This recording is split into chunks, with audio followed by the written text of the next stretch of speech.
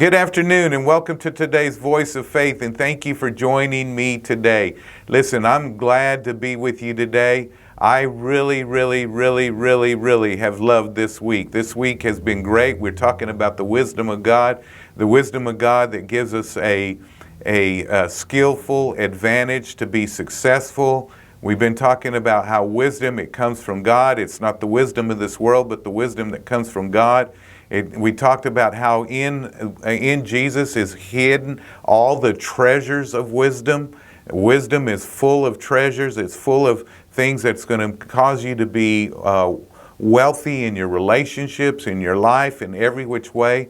Well, Colossians chapter 3, verse 16 is where I'm going to take you today. It says, "Let the word of Christ dwell in you richly in all wisdom, teachings, and admonishing one another in psalms and hymns and spiritual songs, singing with grace in your hearts to the Lord." Notice here it tells us that we're to let. That means God's trying to get over to us. You know, every time you come to church, I'm going to minister the word, or one of our pastors are going to minister the word. And every time you have the opportunity whether to let the word of Christ dwell in you richly in all wisdom, you know, in all teaching and in all admonishing. If you don't allow it to happen in your life, it will not take root.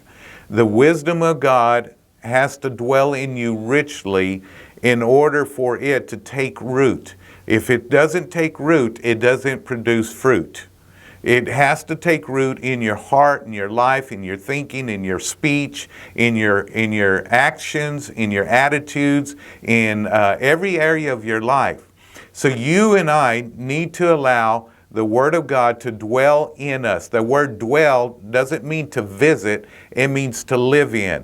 It means to have its abiding place at. You need to, and I need to, allow the Word of Christ to dwell in us richly in all wisdom. Let it take root so it can produce fruit, so that you can experience all the treasures that lie within wisdom. And if you'll do that, then you're going to experience greatness in your life. You're going to live at the highest level, like we're talking about on our Sunday series. And if you'll live at the highest level, then you'll see what I'm talking about.